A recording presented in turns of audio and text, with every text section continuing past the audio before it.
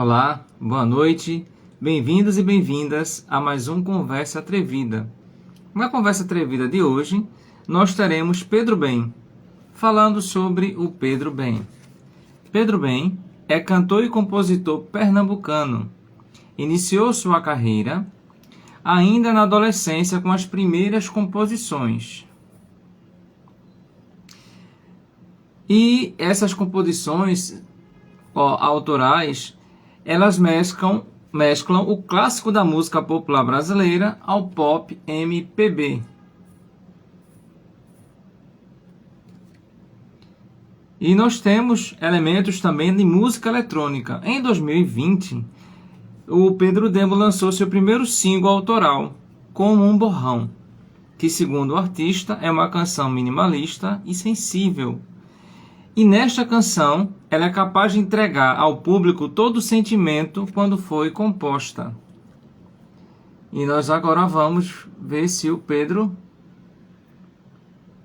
já está conosco. Vocês depois podem conferir essa nossa conversa atrevida através do nosso canal do YouTube e em breve em podcast. Desde já, obrigado pela presença de todos e todas. Vamos aguardar o Pedro chegar para a gente iniciar com o nosso mote inicial, que será visibilidade vocal. Então, Pedro Ben, ele é um artista trans, e ele vai conversar sobre esse processo de ser artista trans, ter essa especificidade e também... Ok, o Pedro já está aqui.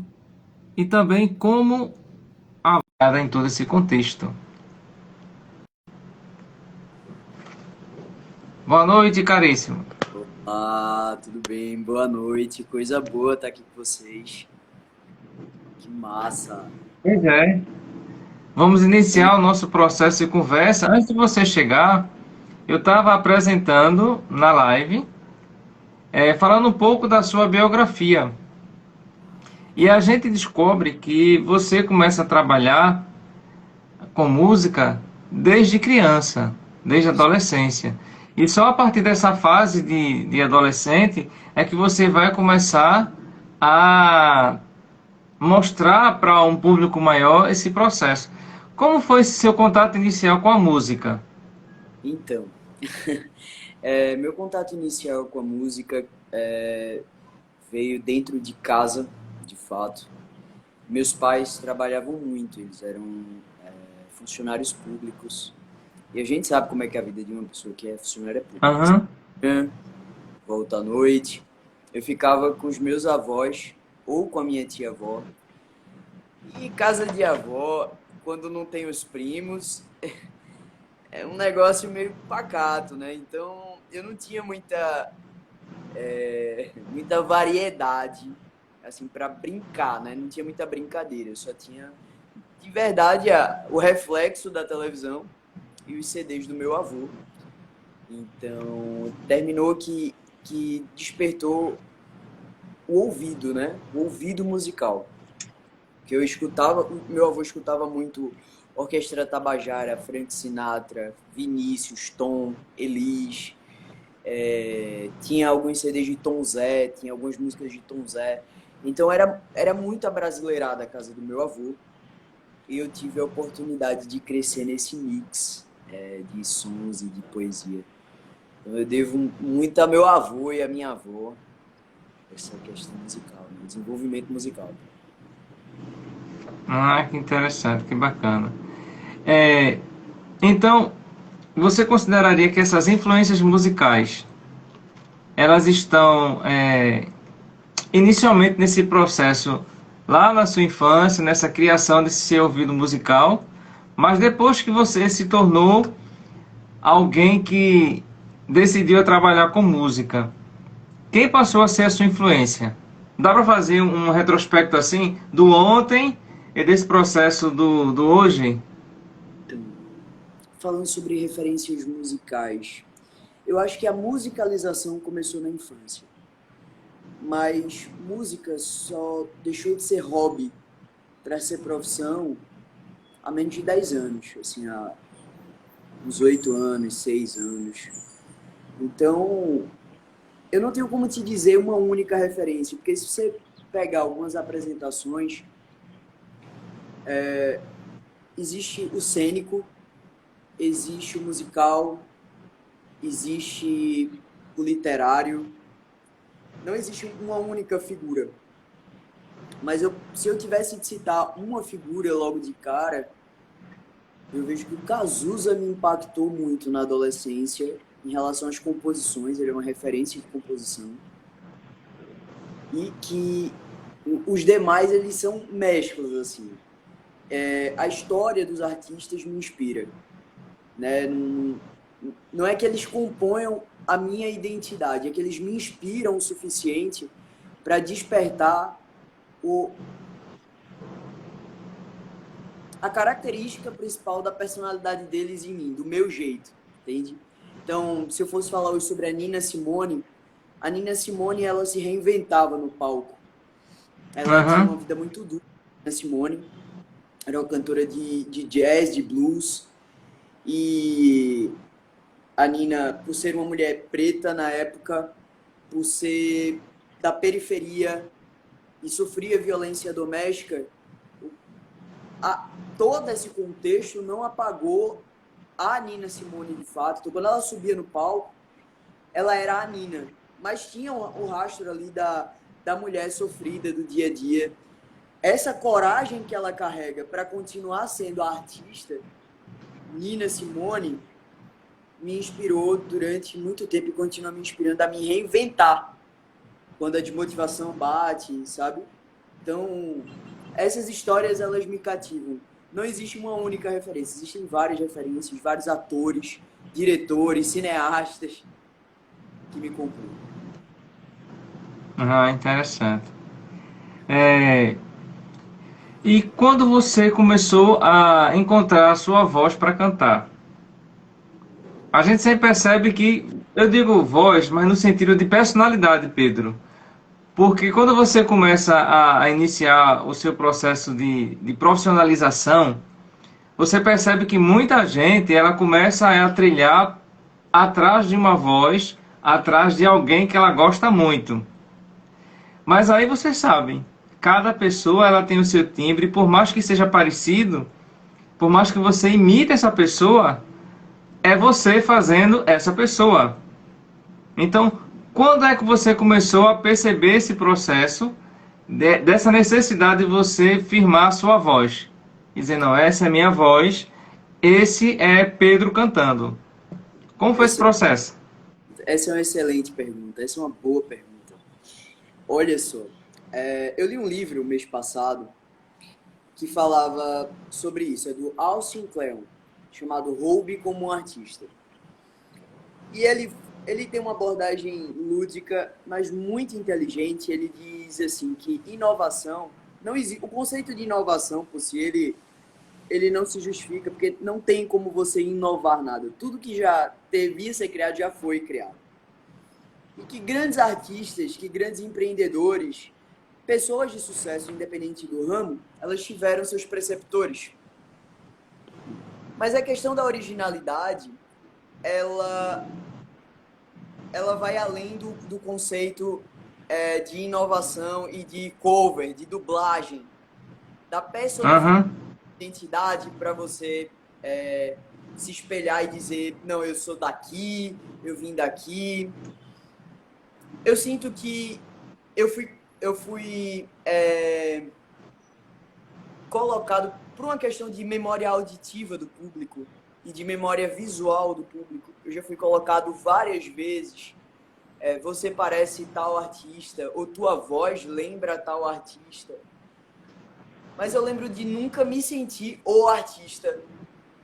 Então, de fato, quando eu digo assim, vou seguir essa profissão me veste, essa profissão é o que eu sou, não tem como tirar de mim, é como se arrancasse um olho. Eu lembro de já ter sido identificado pelo público muitas vezes, mas por mim mesmo, não. A minha identidade vocal, ela passou por muitas... Vocal e artística, né? Vocal, visual e artística, ela passou por muitas nuances ao longo do tempo. E hoje ela está passando por outra nuance. Eu estou numa mudança de timbre, numa mudança de voz, de fato. E hoje eu me vejo olhando esses outros artistas, admirando, e algumas pessoas de fato me colocando nessas memórias que elas têm, que eu tenho a felicidade de serem memórias muito boas. Eu tenho essa felicidade das pessoas compararem ou dizerem, olha, me lembrei muito desse tal artista, que serem pessoas que fizeram história no cenário musical. Mas não tenho um único artista para te dizer foi a partir dessa pessoa ou a partir desse momento que surge. Porque a única certeza que eu tenho é que daqui a 10 anos eu já terei mudado muitas vezes. Então pode ser que a voz que você escute hoje, a proposta literária que você escute hoje, a proposta musical que você escute hoje não seja a mesma daqui a 10 anos. E eu faço questão mesmo de não ter uma identidade fixa, sabe? De dizer assim, olha, eu posso ser o que eu quiser. Faz parte de mim. Talvez eu erga a bandeira do ser, não a bandeira da persona, né? Pede-se muito de um artista persona. Quem é a sua persona? Não, eu levanto a bandeira do ser. E eu digo que existem muitas personas em mim.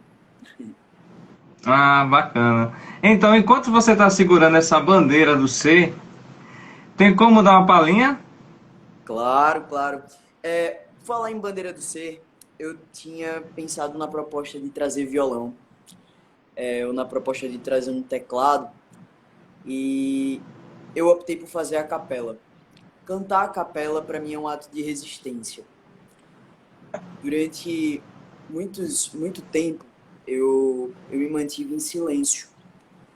E hoje, como essa live é para falar sobre visibilidade, e já a gente vai falar sobre isso mais a fundo, né? Do que pode ser visível e do o que a sociedade permite ver, do que se permite ver, e aí entra a luta do eu existo, a luta do eu sou, a luta da afirmação. Cantar a capela para mim é um ato de resistência. Então hoje eu quero deixar só a minha voz aqui, para que seja um momento íntimo e nosso, e para que a gente possa cantar muito junto com o coração. Então vamos lá, que bom. Escolhi Caetano para começar. Quem souber em casa e quiser cantar junto comigo, o nome dessa música é Sampa. Começa assim. Alguma coisa acontece no meu coração, que só quando cruza Ipiranga e a Avenida São João, é que quando eu cheguei por aqui eu nada entendi da dura poesia concreta de tuas esquinas, da deselegância discreta de tuas meninas. Ainda não havia para mim, Rita Lee, a tua mais completa tradução. Alguma coisa acontece no meu coração, que só quando cruza Ipiranga e a Avenida São João, quando eu te encarei frente a frente, não vi o meu rosto, chamei de mau gosto que vi, de mau gosto, mau gosto. É que Narciso acha feio o que não é espelho, e a mente apavora o que ainda não é mesmo velho. Nada do que não era antes quando não somos mutantes. E fosse um difícil começo, afasto o que não conheço, e quem vem de outro sonho feliz de cidade aprende depressa a chamar-te de realidade, porque és o avesso do avesso do avesso do avesso do povo oprimido nas filas, nas vilas, favelas, da força da grana que é que destrói, coisas belas da feia fumaça que sobe apagando as estrelas. Eu vejo sujitas, poetas de cantos e espaços, tuas oficinas de florestas, teus deuses das chuvas, Panaméricas de Áfricas utópicas, túmulo do samba mais possível, novo quilombo de zumbi. E os novos baianos passeiam na tua garoa. E novos baianos te podem curtir numa boa. Oh! Obrigado. Salve os novos baianos, Caetano e a música brasileira. Isso aí. Você Essa estava música falando a questão, essa música é belíssima. Engraçado que quando a gente vai a Sampa, e é impossível você não estar na Avenida São João e no fazer cruzamento. esse cruzamento e não lembrar dessa música. É É impossível. quase que uma tradição musical. Ou seja, a gente estava falando no início do ouvido treinado, e aí você fica condicionado a algumas coisas, né? A música tem esse poder de levar a gente a determinados caminhos. E essa música faz isso. Você vai para Sampa, passa na Avenida São João, tem que cruzar. E Tem que canta, fazer o né? roteiro. Alguma coisa acontece no meu coração. E vai na parte da música, né? Vai junto. Olha, essa Pois semana é. eu me peguei perguntando, porque a arte ela tem esse sentido lúdico, né? Ela desperta o lúdico na gente. Sim. E aí eu fiquei me perguntando essa semana se a arte é de fato 100% lúdica. Porque muita gente só fala o que realmente pensa e só expõe a sua verdadeira essência por expressão artística. Então, às vezes eu me pergunto se a gente não vive numa persona e libera a essência de fato no artístico. Essa música de Caetano, ela fala muito isso. Da questão do Narciso achar feio, o que não é espelho, e das criações que a gente tem do ser, e de projetar no outro a ideia de perfeição que a gente compreende. Então, tem sido um debate muito legal, interno, viu? Com a arte. Você estava falando a questão da visibilidade, e a gente vai tocar daqui a pouquinho sobre ela. E nesse processo de visibilidade, você disse da visibilidade que a sociedade deixa. Mas existe uma coisa também do processo educativo dessa visibilidade. Então, um filósofo chamado Immanuel Kant, ele fala que determinadas coisas, elas estão à nossa frente. Só que a gente não tem ainda a maturidade para entendê-las. Entende? Então a visibilidade muita gente pode mostrar, mas a maturidade espiritual, a maturidade intelectual, cognitiva dessa pessoa não chegou ainda. Ela precisa ser treinada ainda mais. Precisa ter mais sensibilidade para poder perceber esses outros estágios de sensibilidade. E muitas vezes o artista ele está nesse processo de trabalhar essa alma humana, esse espírito humano, esse sensível na razão. Porque muita gente acha que razão não tem sensibilidade. A partir de um carinha chamado Descartes, e o Descartes ele dividiu assim, não, isso aqui é sensível, isso aqui não é legal, agora a gente está aqui nesse processo, onde tudo tem que ser mensurado cientificamente. O que não pode ser mensurado cientificamente pode ser desprezado.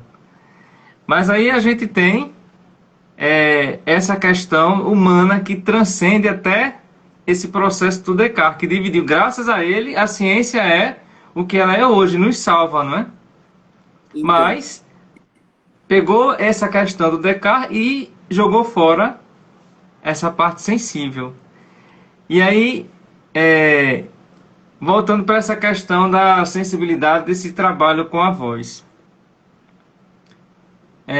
Como é que você faz esse processo, já que você é um mutante que o Caetano cantou agora? nossa, você fez 3 perguntas dentro de uma. É para mexer. Moral, você falou sobre moral, inclusive sobre escola clássica. Pensamento cantiniano me inspira muito. E aí a gente pode falar sobre moral categórica, pode falar sobre muitas construções de pensamento. Você falou sobre visibilidade e você só falou sobre educação e visibilidade na educação. Olha só, foram 4 perguntas. Então vamos lá. Aham. Partindo do ser. Se a gente for pegar a filosofia um pouco... A filosofia antiga, Grécia Antiga. Os gregos, eles tinham a definição de 4 níveis de amor, na realidade. Amor podia ser dividido em 4 níveis. Podia ser o ágape, que seria o amor divino. Podia ser o eros, que eles definiam como o amor sexual, né? O amor com a finalidade de reprodução, o amor de casal. Podia ser a filia, que é o relacionamento entre amigos, mas nesse caso seria entre 2 homens, a filia. A Grécia Antiga tinha isso. A filia era o amor entre 2 homens, no sentido de amizade. Estaria bem próximo de um amor fraterno, mas ainda tinha a mais, porque eles falavam do amor de amigo como um amor muito mais íntimo do que um amor de irmão. E existia o storgê, que é o 4º nível de amor, que é o amor que seria a filia adaptada a um homem e uma mulher. Quando a gente vai falar sobre moral, a gente tem que passar pela Grécia Antiga, porque é na Grécia que começam as primeiras perguntas sobre a mente, sobre a psique e sobre a consciência. Pulando todo mundo, saindo da Grécia Antiga, passando por Immanuel Kant, existe um autor do século 20 e 30 chamado Paramahansa Yogananda. Uhum. E ele se baseia nos Vedas, ele se baseia na literatura hindu, no sânscrito, né, antigo, para poder falar sobre moral. Eu acredito de verdade, falando agora pessoalmente, que para a gente construir essência, o que Immanuel Kant estava falando, que Paramahansa Yogananda estava falando, o que a Grécia Antiga estava falando, era sobre o ser. O ser despido de identidade criada. Existe uma projeção da identidade do eu, que a psicologia vai chamar de id, ego, superego. Ela é fundamental, a gente tem que ter. Mas o que essas pessoas estavam falando, que Kant estava falando, essa ascensão kantiniana, a moral, o amor universal, essa paz mundial que o Kant estava falando, ela não é física, ela é um estado mental. E isso Uhum. é possível quando a gente desconstrói as ideias de humanidade que a gente tem. As ideias de humanidade que em algum momento a Grécia pincelou, as ideias de humanidade que Descartes colocou em números, ou que Keynes, o keynesianismo veio colocar depois, inclusive como progressão geométrica, né? Enfim, tudo que a ciência tem ao dispor é tudo uma reinterpretação da essência, é tudo autoilusão. Eu enxergo assim. Então, Paramahansa Yogananda, ele parte do princípio do ser. E de você amar, não existe nada que não seja Deus. É tudo Deus, né? Eu estou falando no meu ponto de vista, tá? É Sim. tudo Deus. Então, a gente tem que desconstruir isso.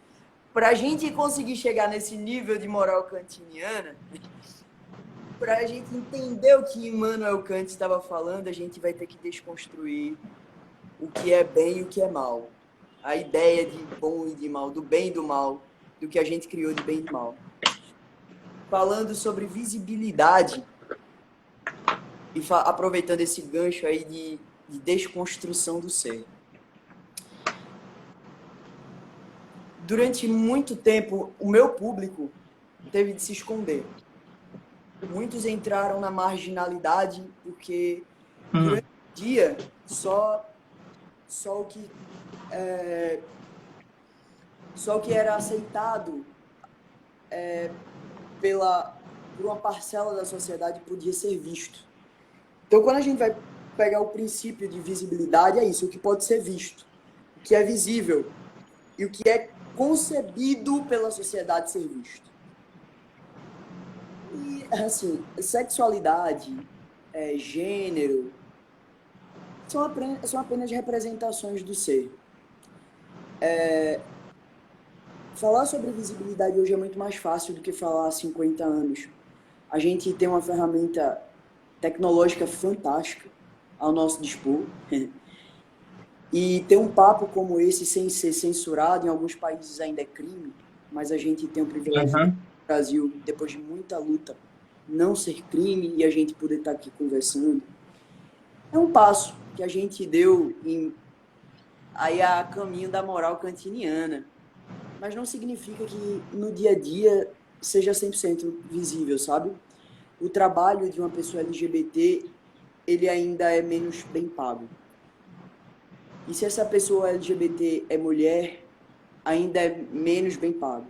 E se essa mulher LGBT existe e ela é preta, ainda é menos bem pago, sabe? Então, eu não sei até que ponto a gente pode falar sobre visibilidade agora, porque eu não estou na pele de todas as representações da gente, mas sendo um homem trans, cantor, compositor, posso dizer que dentro dentro do que eu vivo, dentro da minha realidade, a visibilidade ela é parcial. Eu sou o artista que as pessoas querem ver, mas provavelmente artistas como eu não são identidades ou pessoas que todas as famílias gostariam de ter junto de si. Então, é difícil. É difícil. Pode falar. Mas é um caminho de desconstrução que se tem em todas as áreas, em algumas áreas, ela é muito mais trabalhosa porque vai quebrando paradigmas. Então essa é uma Muito quebra mais. de paradigma. Você amar de verdade outra pessoa não é algo fácil. Se a gente Não. observa a história do amor da humanidade, é recheado de traições, de mentiras, de violências em que dizem assim, ah, eu amo você, então é, eu vou acabar com a sua vida porque você é minha propriedade. No. Então eu amo você, mas eu não quero que você cresça, porque você está sob os meus cuidados. Então deixe que o meu amor seja aquilo primoroso para você. Então a gente percebe que também vai por esses caminhos dessa desconstrução desses paradigmas, que é muito difícil. Olha, Mas diante de todo esse processo, é, como é que você percebe essa recepção e esse crescimento do seu público? legal. Você está falando sobre reciprocidade. A verdade tem muitos níveis. Eu não penso que não seja amor, sabe? Quando alguém, nesse seu discurso, né? Não é que não seja amor, é que ele é um nível muito raso. E ele está muito recheado de ego e de paixão. E amor é liberdade, né? Amor, ele se despe das ideias, ele se despe do bem e do mal para poder ser. É o que Kant fala, na realidade. É por isso que é muito complicado entender Kant, entender toda Hum, a galera. Aham. É um nível de desprendimento que a gente não tem. Precisaria de muito tempo para poder desconstruir isso. Mas falando sobre reciprocidade do público, especificamente, foi quando eu me reconheci trans, porque todo trans sabe que ele é trans. Mas existe uma situação de dizer, mesmo sabendo que eu sou trans, será que eu quero dizer que eu sou trans? Será que eu quero colocar para fora aquilo que eu já sei que tem dentro de mim? Se a pessoa externa for congruente à interna, qual é o preço que eu tenho que pagar? E foi uma pergunta muito dura para mim. Ano passado foi um ano muito foi desafiador, assim, desafiador e desafiante continuamente. Desafiador no sentido de eu me desconstruir, porque eu também tinha as minhas expectativas sobre mim, e desafiante no sentido de eu esperar que as outras pessoas se desconstruíssem para me abraçar do jeito que eu sou. Eu disse, cara, isso não... Qual a probabilidade disso dar certo? De 0 a 10? Meio, né? Meio. Minha mãe, meu Deus, minha família. E agora que eu já tenho uma carreira... Quando a carreira começou a andar, eu disse, eu quero desconstruir tudo isso que eu construí até agora e tudo isso aqui eu quero jogar no lixo. Vai. E eu quero refazer isso aqui. Vou reerguer esse castelo aqui. Então, eu achei que o público não fosse aceitar de alguma forma, ou que eu fosse ter muita resistência. Mas foi justamente o oposto. Tudo que eu imaginava que seria. Pensa quando você vai ser nota 2, você é nota 2 milhões. Eu só recebi amor, carinho, afeto. E as pessoas que... Só isso. Eu não lembro de uma única pessoa, que tenha chegado para dizer: você tá condenado. Não, se alguém me condenou, pode ter sido mentalmente, mas verbalmente só me desejou vida, apoio. Do público eu senti isso, cara. Senti muito isso, muito mesmo. Nas lives, quando eu faço, eu recebo muito afeto, sabe? E quando eu converso com as pessoas, eu digo, olha, é isso. Meu nome é esse. As pessoas, me desculpa, você não tem que desculpar, você não tinha como adivinhar, entendeu? Não precisa pedir desculpa.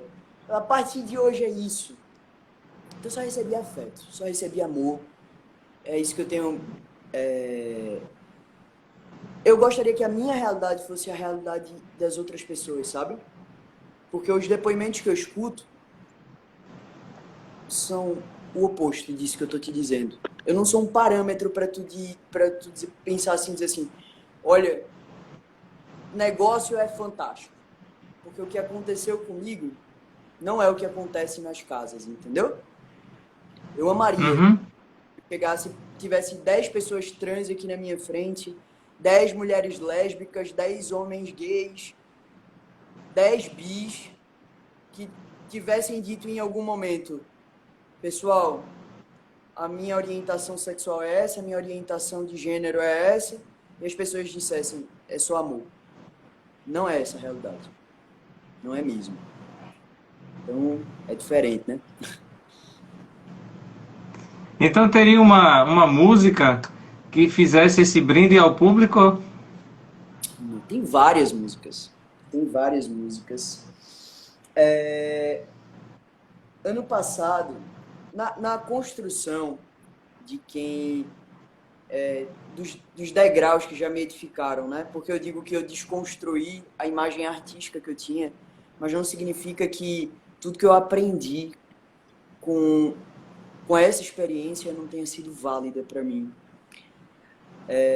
Passou muito das cantoras e dos cantores franceses. A música francesa me acompanha. A Edith Piaf me acompanha. O Jacques Brel me acompanha. E a música francesa fala sobre o amor romântico. O francês ele é muito romântico e muito passional. Então, falando sobre música francesa em comemoração a esse eu, que eu já fui um dia, eu vou cantar na minha pipa. Vou tomar só uma água aqui. Ok.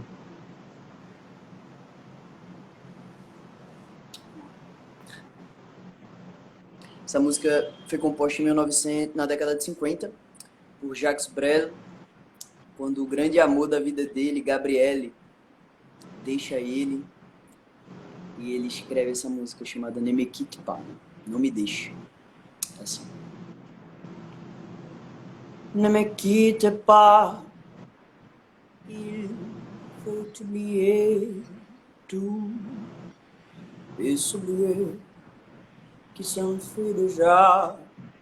Oublier le temps de malentendu, le temps perdu, et savoir comment oublier ces heures qui tuent parfois à coup de pourquoi le cœur du bonheur ne me quitte pas, ne me quitte pas, ne me quitte pas, ne me quitte.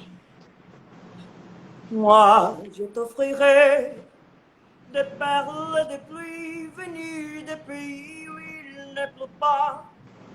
Je creuserai la terre jusqu'après ma mort pour couvrir ton corps d'or et de lumière. Je ferai un domaine et l'amour sera roi, et l'amour sera loi, et tout sera reine. Ne me quitte pas, ne me quitte pas, ne me quitte pas, ne me quitte pas. Ne me quitte pas, je te vanterai des mots insensés qui tu comprendras. Je te parlerai de ces amants-là qui ont vu des fois le cœur s'embraser. Je t'ai rencontré, l'histoire de ces rois morts ne n'avait pas pu te rencontrer. Ne me quitte pas, ne me quitte pas, ne me quitte pas, ne me quitte pas. On ne vit sur vent, régit les feux de l'ancien volcan qu'on croyait trop vieux. Il est, paraît-il, de terre brûlée dans un bleu de blé qu'on met les avril. Il convient le soir pour qu'un ciel flamboie, les rouges et les noirs ne s'imposent-ils pas? Ne me quitte pas, ne me quitte pas, ne me quitte pas, ne me quitte pas. Ne me quitte pas. Je ne veux plus pleurer, je ne veux plus parler, je me cacherai là, à te regarder danser le sourire, et à t'écouter chanter pour rire. Laisse-moi devenir l'ombre, dis ton ombre l'ombre, dis ta main l'ombre, dis ton chien. Ne me quitte pas, ne me quitte pas, ne me quitte pas, ne me quitte pas, ne me quitte pas. Bravo! Obrigado. Essa música me acompanhou desde os 18 anos. 18 anos. Essa é uma das músicas mais cantadas do universo francês. Eu creio que o mundo todo já deve ter visto alguma versão. Eu não lembro agora a quantidade de traduções que essa música tem, mas ela é uma das campeões, assim. Eu acredito que até se o marciano aparecer, chegar na Terra, ele vai ser capaz de cantar Sabe, né, Mequito? em marciano, que essa música é belíssima.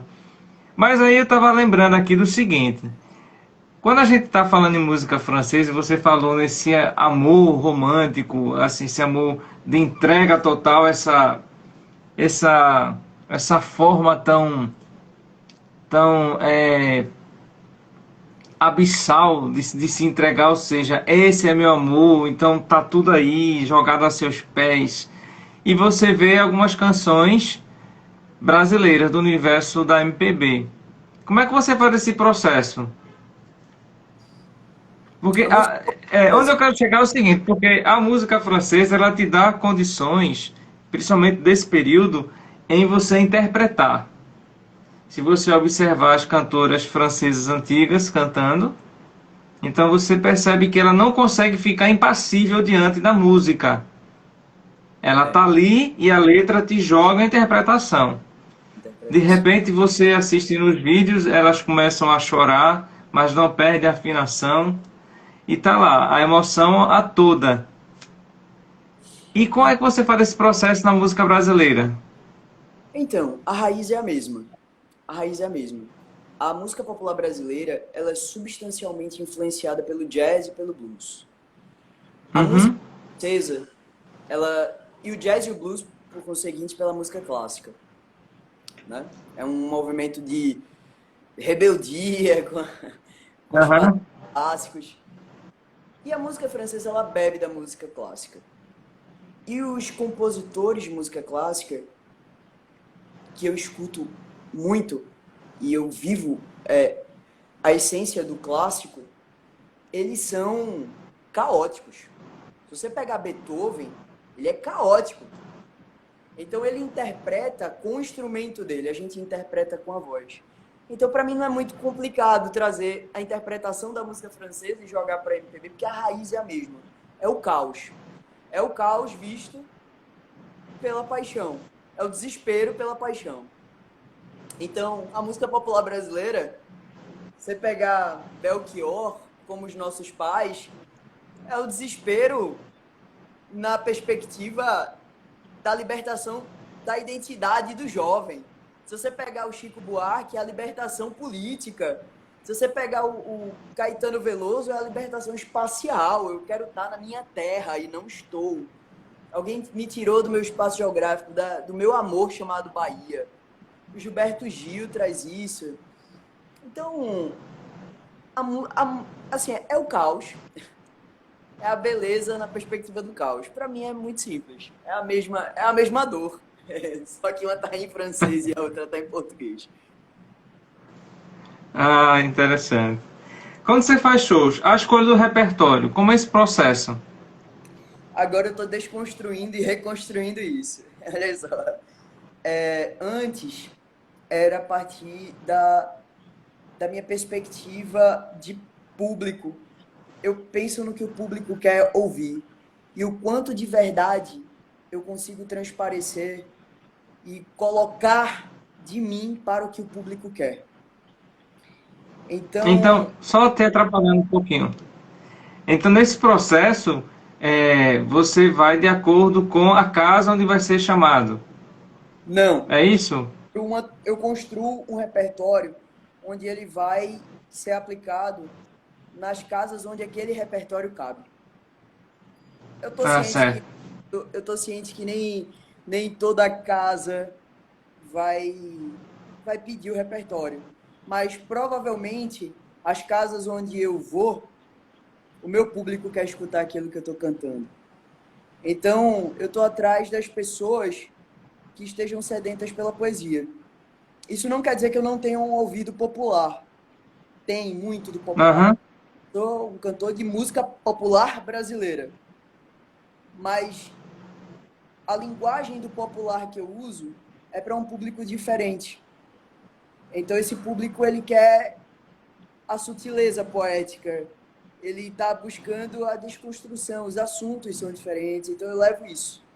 Quando eu construo um repertório, eu penso no que o meu público gostaria de escutar, o que é que alivia os ouvidos, o que é que seria bálsamo para uma alma que está hoje enclausurada no cenário que a gente está vivendo. Como é que a música ela pode aliviar esse sofrimento de alguma forma? É assim que eu construo um repertório. Recentemente você fez uma participação no aniversário do Clube do Samba. Então, o samba, ele também tem essa referência forte na tua musicalidade? Muito. Não é pouco, não é mais muito. O samba. O samba é a música clássica brasileira. É uma vertente da música clássica brasileira. E eu vou te dizer por que eu digo. Por quê? Samba, musicalmente falando, ele é complexo. E de forma literária, a composição ela parte do caos. Ela parte do marginalizado, ela parte da dor. Então o samba ele me constrói. Não tem como falar de Pedro sem falar de samba. Não tem como falar de Pedro sem falar de música clássica. Não tem como falar de Pedro sem falar de música francesa. Não tem como falar de Pedro sem essa de blues, de jazz. São as fontes que eu bebo. Então, Noel Rosa, Cartola, sabe? Gonzaguinha. Dona Ivone Lara, Jamelão. Essa galera me edifica, eu escuto samba. Eu tenho músicas para todo dia, assim. Às vezes eu tô escutando bar e do nada me dá de escutar vai, Cartola. Aí eu termino em Zequete. Aí eu jogo pra Arlindo Cruz, Bete Carvalho, Zeca Pagodinho e puxo pra MPB de volta. Aí eu escuto Joana Francesa, do Chico Buarque, e volto à música francesa. Então não tem como você falar de música popular brasileira sem falar de samba. Né? Eu falei isso com a Karina Spinelli. Karina, não tem como dizer que o samba não me constitui. Inclusive porque eu componho samba. Ah, tá. Então, a gente ia falar também sobre essa composição. E já que você tocou, quais são os temas preferidos das suas composições? Amor. Amor e traição. Amor e traição. Amor e traição. Olha, eu tava com uma amiga ontem. Eu tava com um grupo de amigos ontem. E ela me mostrou um texto muito curioso. E esse texto, ele dizia que, vou resumindo, que uma pessoa dava um bolo mofado para outra. E aquilo era amor. E que quando a pessoa recebia e comia, sentia náusea e tinha larvinha sabe, um bolo já em estado Ah, de posição, um negócio mofado. E a pessoa dizia que aquilo era amor. E deu um monte de coisas que seriam intragáveis, assim. Não tinha como. E que depois de tudo isso veio alguém e entregou algo muito puro e algo muito limpo. E essa pessoa disse, o que é isso? A outra disse, é amor. Ela, impossível, isso não é amor. Isso pode ser qualquer coisa menos amor. Amor é o que eu comi, de larva, de mofo, de tudo. Então, assim, a verdade tem muitos níveis. E eu passo por todos eles quando eu estou compondo. Tem dias que eu componho uma traição perdoada. Tem dias que eu componho uma volta por cima, você não vai me trair de jeito nenhum. Tem dias que eu componho a mulher submissa. Tem dias que eu componho o homem submisso. Então, passa por tudo. tu lembras de alguma dessas composições para Lembro. declamar enquanto Vou falar aqui poesia? de como um borrão. Vou falar aqui de como um borrão. Como um borrão foi uma composição minha de quase 11 anos. Como um Ah, borrão. tá. Mas com E o borrão eu pedi ela para fala tu sobre fazer uma a traição. capela. Perdão. Você estava Não, eu falando faço, ali, eu estou faço, dizendo, fala com aí, o fala aí. borrão eu pedi para você fazer a capela. Oi? O com borrão eu ia pedir para você fazer a capela. Tava só esperando o momento certo. Mas você já trouxe agora? Faço, pode ser agora. Como um borrão eu compus há 11 anos e ele fala sobre uma traição perdoada. Então, eu compus a música e ela fala assim: do que sei de você, não sei nada igual em mais ninguém. Nem me passa a cabeça como pode ser colocar outro alguém em seu lugar. E o que será que possa vir a me acontecer se um dia por acaso você me disser que temos o ponto final em nossas mãos? Eu te dei todo o meu corpo, me doei, me coloquei à prova desse amor, eu me arrisquei por você. Agora sim, com um beijo de outra boca, vens me beijar, com o cheiro de outro corpo me tocar e me tirar de vez de mim. Não há mal, mas para me amar tem que ser total. Não sou meia palavra, sou real. E tudo que existe em mim também. Se tuas mãos deslizam meu corpo em traição e tocam a minha boca em perdão, quem somos nós dois para decidir? Não posso te apagar da minha vida como um borrão. Então, foi assim que eu compus como um borrão. E agora sim, com um beijo de outra boca, vens me beijar, com um cheiro de outro corpo. Como é que eu vou te tirar da minha vida? Perdoei, pronto. Fica aí, tá tudo certo.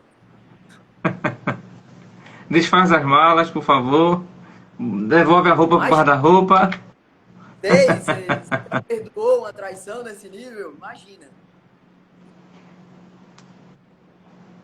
Pois é. É Mas difícil, né? acontece, né? Não, Acontece, não, não dá acontece. pra ter que uma traição nesse nível. Sabe lá Deus como eu compus isso. Mas eu Sim. fiquei compassivo com as pessoas que já precisaram. Que já passaram por essa situação, né? É, meu Deus. É, vamos lá. Nesse momento de metamorfose, como você mesmo diz, a gente teve uma, um impulso na pandemia. Então, eu creio que aconteceu com todo mundo, principalmente com os artistas, daquele, o que é que eu vou fazer agora? Como é que eu vou me organizar nesse processo todo, desse desconhecido? E como é que você faz esse balanço da pandemia? Do que foi do começo até agora, com essas flexibilizações todas e esse perigo científico da, da sinalização de, ó, não é o momento de flexibilizar, mas existe a necessidade econômica, essa necessidade até de saúde mental, dessa retomada dos contatos físicos, mesmo com todo esse processo. Como é que você faz esse balanço da pandemia de lá para cá? Então, pandemia me apresentei algumas vezes, duas com a prefeitura, onde a gente levava um show de arte itinerante. Era com a Frevioca, a gente saiu do Dona Lindu e foi até a Zona Norte. E eu fiz por uma questão de saúde mental mesmo, porque tem uma hora que o cantor precisa cantar. Mas eu vou te dizer que eu precisei ficar recluso. Eu preciso ainda ficar recluso. Eu tô calado por um motivo mesmo. Sabe quando você precisa se conectar com você? Só isso. Para que quando você entregue uma verdade às pessoas, seja uma verdade que de fato faça sentido. Eu não sou um cara muito chegado em personas. Apesar de ter que criar a minha, o Pedro Ben é uma persona. Mas até para criar uma persona, para mim tem que ter essência. Senão não vai. Então, para mim, a flexibilização foi excelente, porque eu continuo em casa. Eu levantei a bandeira do fique em casa, vamos ficar em casa, fique em casa, permaneça em casa, não saia de casa, a menos que seja realmente necessário. Se você precisar de música, eu levo até você, mas fique em casa. Então, para mim, foi um momento fantástico. Teve a questão do financeiro? Teve. A gente precisou se reinventar. Mas, gente, foram 211 milhões de pessoas que foram atingidas, direto ou indiretamente. Independente da classe econômica, eu vi um político que fez uma campanha pró-governo federal, que se veste pró-governo federal e perdeu a mãe. Entende? Então, ninguém passou imune pela pandemia. Você pode ter $1 trilhão na sua conta. E você pode depender de um Bolsa Família ou de um auxílio emergencial. Acho que todo mundo passou por isso. Então, foi o momento que eu utilizei para fazer a transição, foi o momento que eu utilizei para me conectar comigo. Teve o percalço financeiro? Teve. Mas eu acho que eu silenciei na hora que todo mundo mais falou, né? E aqui virou o centro das atenções. Então, eu acho que, como todo bom aquariano, eu não vou fazer o que está na regra. Eu não vou fazer o que está na regra de jeito nenhum. Eu vou fazer aqui o que me dá na telha. Então, quando todo mundo está falando, eu fico em silêncio. Quando todo mundo resolver silenciar, eu falo. Tipo Chaves. Pois é. Quais foram as grandes dificuldades é, que você poderia elencar do início de sua carreira até agora? Financeiro. Financeiro. Sem sombra de dúvidas. Mas o apoio à arte independente é o que mais me chama a atenção. Os artistas independentes, eles ocupam os primeiros 20 lugares, bem dizendo, nos streamings. Então, se você pegar as plataformas digitais, Deezer, Spotify, pegou elas. Artista independente domina. Domina. E as pessoas não investem em artista independente. Quando eles chegam nos streamings, eles chegaram pela própria força e agora eles já aprenderam o caminho de como tá no streaming sem um contrato. E aí agora ele não quer porque o direito autoral.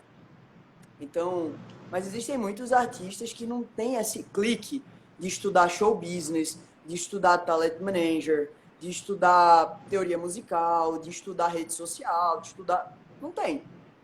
E aí, quando a carreira passa, ficam muitos sonhos para trás. Então, acho que o financeiro e o outro que está atrelado diretamente, que seria o apoio ao artista independente, né?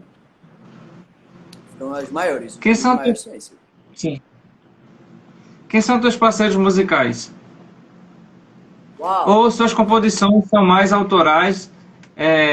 Pedro Ben, seus Zeus? Então, eu não compus ainda com ninguém.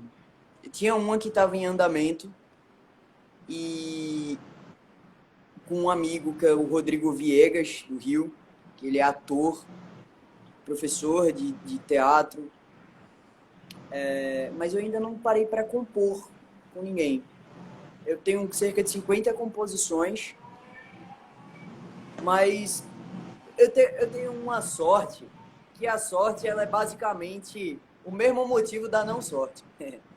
Eu tenho Como assim? Os meus amigos, eles cantam gêneros musicais diferentes de mim. E mesmo quando cantam MPB, é um MPB diferente da que eu abordo. Então isso é uma sorte maravilhosa, porque eu tenho a oportunidade de beber de várias fontes diferentes. Mas se eu quiser beber de uma mesma fonte que eu, não tenho. Então o motivo da sorte é o mesmo do desafio. Por isso, esse é um dos motivos pelo qual eu ainda não tenho um parceiro de composições, porque a galera não lê o que eu leio. Eles leem outras coisas. Isso é fantástico. Eu fico babando. Os caras estão falando e eu tô babando. Estão falando Tom Zé. E eu tô babando. Mas se eu for falar sobre Victor Hugo, Shakespeare, a galera não leu ainda, então é difícil. É um processo, né? Um processo de construção. Se você fosse colocar uma composição, como aquela composição sendo a chamada Menina dos Olhos, aquela composição que você diria assim, não, essa daqui, mesmo com todas as minhas mudanças, ela será sempre a minha inspiração. Você consegue vislumbrar? Eu tenho algumas, mas tem uma que está em andamento, que é Uma Menina dos Meus Olhos. Eu não tenho como te dizer só uma, eu vou te dizer duas. Uma é Primeira Estação da Vida, que é um samba, e a outra é Escrita Fina, que é o próximo álbum que eu quero lançar, que vai vir junto com o Ensaio sobre a Verdade. O Ensaio sobre a Verdade é um show que eu estou projetando, é um show cênico, então vai ter muita novidade ainda. Depois que eu sair desse período de transição, pode ser que demore mais um ano, pode ser que não sei. Mas depois que eu sair desse período de transição, que eu entender onde a minha voz ela quer parar, que está apontando aí para um tenor meso, aí às vezes dá um barítono, não sei para onde ela vai. Eu acordo barítono e durmo tenor, tá assim ainda. E durante a tarde eu sou meso, né? Mas depois que a minha voz estabilizar, eu vou entender onde eu posso encaixar isso junto com o meu timbre. Escrita Fina que está sendo composta e Primeira Estação da Vida. Eu sou judeu, mas eu tive muitas experiências em diversas escolas. Budismo, cristianismo.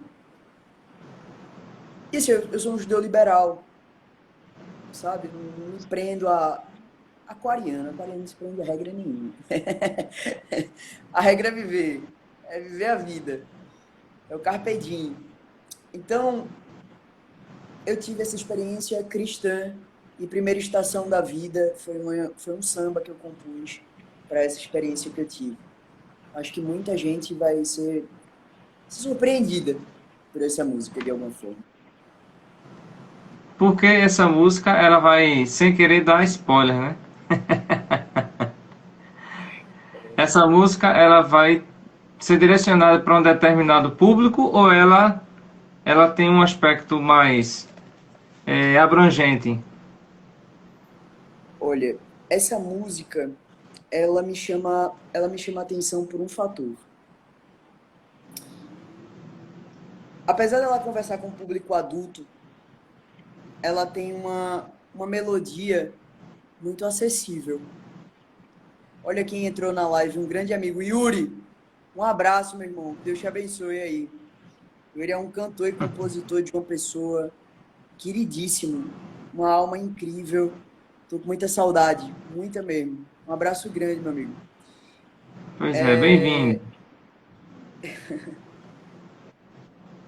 Primeira estação da vida, ela tem uma melodia muito acessível, mas ela vai falar com um público que teve alguma experiência com a sua essência, com o seu eu superior, de alguma forma. E eu acho que é isso que eu posso falar por enquanto. Mas é um samba e se eu pudesse dizer um público para quem ela fosse chamar a atenção, seria o público daqueles a quem a religião não basta. Pronto. É esse o público. A quem a religião não basta. A quem a religião ela é supérflua. Porque descobriu uma ferramenta a mais. Descobriu a finalidade da religião. Pronto. É esse o público.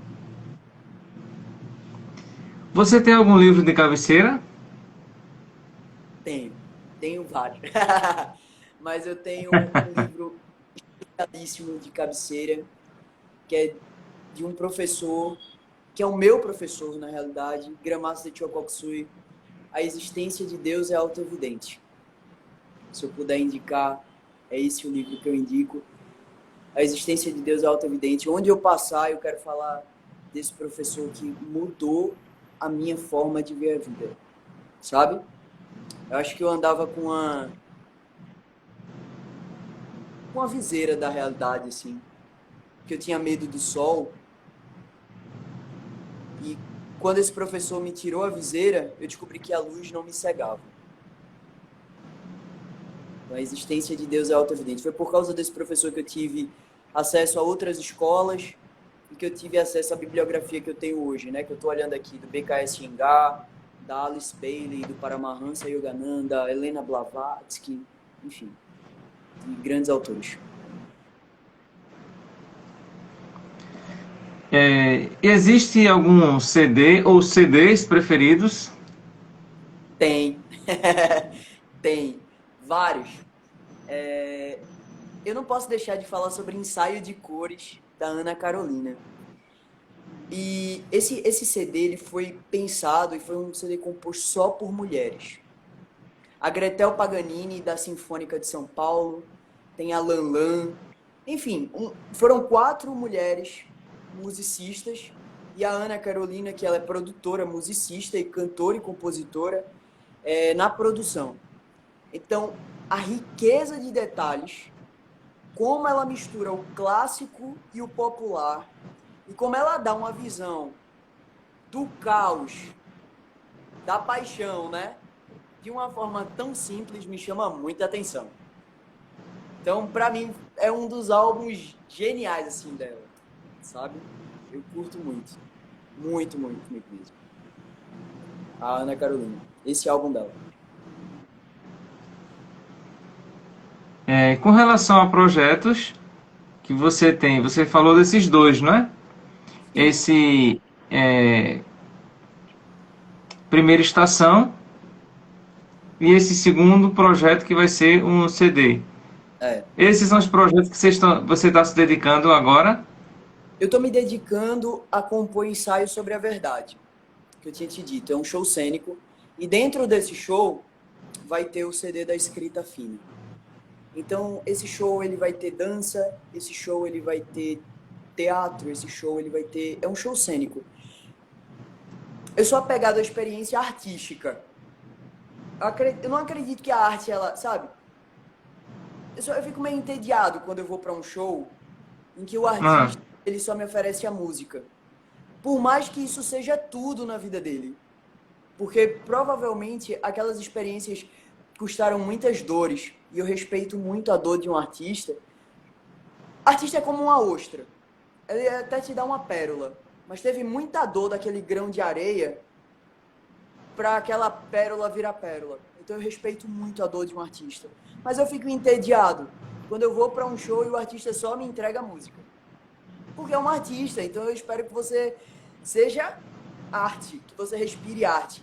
Então eu espero que você desperte todos os meus sentidos, o meu visual, o meu auditivo, o meu olfativo, o meu paladar, que a minha memória gustativa ela seja ativada pelo seu som, e o meu sensorial, que me arrepie a pele. Então eu quero uma experiência musical, é isso que eu quero entregar para o público. E é isso que Ensaio sobre a Verdade vai entregar. muito bem. Então a gente vai estar aguardando muitas surpresas com esse Vai, novo seu trabalho. vai sim, vai sim. Vai ser uma... Olha, eu quero te agradecer imensamente por essa oportunidade da gente estar batendo esse papo. Porque provavelmente se você não tivesse me convidado, eu não faria nenhuma live. E pelos próximos Ah, meses, eu planejo não fazer live nenhuma. A menos que isso seja de fato significativo. O tema que você escolheu, que esse tema foi você que propôs, foi de muita sutileza, de muita sensibilidade. Obrigado por falar sobre visibilidade no momento onde a gente não pode ser visível, tá? E uhum. obrigado por falar sobre voz no momento de transição. Então foi muito inteligente, muito sensível da sua parte. Obrigado por esse convite. Primeiro, te agradecendo desde já. E segundo, que quando isso tudo passar, eu quero ter a oportunidade de te conhecer pessoalmente. E que a Sim. gente partilhe da arte de uma maneira menos digital. A arte é fantástica, essa ferramenta é linda. Mas eu acho que a arte ela tem mais a oferecer no presencial. Sabe? Eu, eu curto tipo o Ariano Suassuna, sabe? Tudo bem, e-book é massa, mas eu quero o livro impresso, eu quero a cafeteria, o cheiro do café, eu quero a experiência. Eu quero Aham. que possa partilhar. John Miller, um queridíssimo do Sul que entrou aqui agora. John, um abraço grande. Beijo grande pra você aí. Sucesso, meu irmão. Pois é, eu sempre peço aos convidados no momento final dele fazer uma mensagem bacana, mas no seu caso, além de, daqui a pouco você faz, o que é que você fecharia como um deleite musical que você vai dar pra gente agora? Deleite musical. Eu posso dizer, eu não vou sugerir um pupurri, porque aí iria te dar trabalho, né? Não, vocês nunca me dão trabalho. Vocês só me dão alegria, de verdade. Que bom. Me reconectam comigo. Eu já tinha até esquecido, se não fosse essa oportunidade artística que eu tenho, eu ficaria muito chato. Seria um cara chato. Aham. A arte, ela me cutuca e diz, meu irmão, deixa de ser chato, cara. Ela libera minha criança interior. E se eu pudesse falar sobre um deleite musical agora, deixa eu pensar no congruente com isso aqui. O deleite que eu digo é você pensar numa música que lhe dê prazer e ao mesmo tempo seja como se fosse um pré-fechamento para esse nosso primeiro momento. O que é o amor? Arlindo Cruz. Aqui, ó. Se perguntar o que é o amor pra mim, não sei responder, não sei explicar, mas sei que o amor nasceu dentro de mim. me fez renascer, me fez despertar. Me disseram uma vez que o danado do amor pode ser fatal, doce em ter remédio pra curar. Me disseram também que o amor que faz bem e que vence o mal. Até hoje ninguém conseguiu definir o que é o amor. Quando a gente ama, brilha mais que o sol. É muita luz, é emoção, amor. Quando a gente ama, é o clarão do luar que vem abençoar o nosso amor. Quando a gente ama, brilha mais que o sol. É muita luz, é emoção, amor. Quando a gente ama, é o clarão do luar que vem abençoar o nosso amor. É isso aqui, o que é o amor. Oh. Muitíssimo obrigado, meu querido. Sim, sim. Agradeço demais esse seu tempo, sua disponibilidade. E desde já desejo sucesso e que esse show e esse CD que você está preparando, ele aconteça o mais breve possível. Isso. Eu estou torcendo para que essa fase inicial de transição ela passe logo. Porque o maior desafio realmente é realocar a voz.